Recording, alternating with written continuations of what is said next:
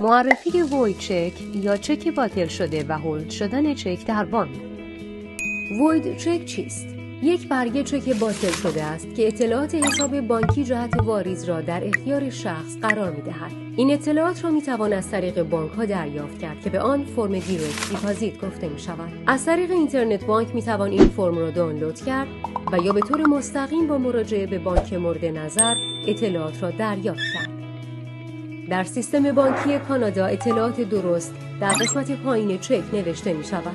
شماره حساب، کد بانک، کد شعبه بانکی و شماره چک.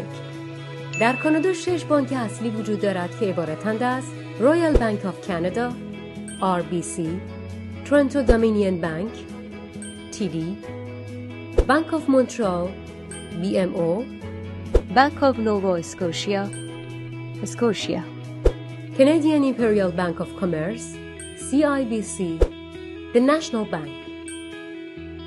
هر کدام از این بانک ها کد بانک مخصوص خود را دارند.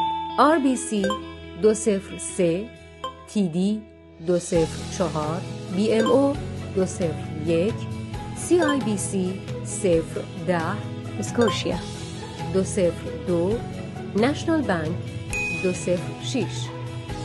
هولد شدن چک در بانک. بانک‌های مختلف در کانادا جهت بررسی صحت و درستی چک معمولاً بین 7 تا 10 روز کاری چک را قابل دسترس می‌کنند.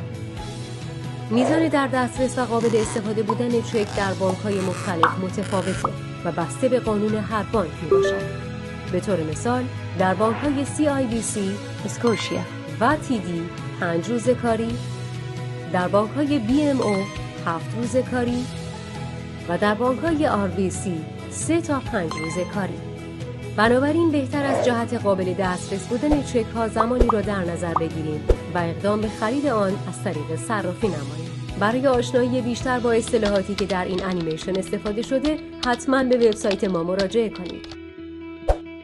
ارز مثقال، نرخ مناسب و سرعت قابل قبول.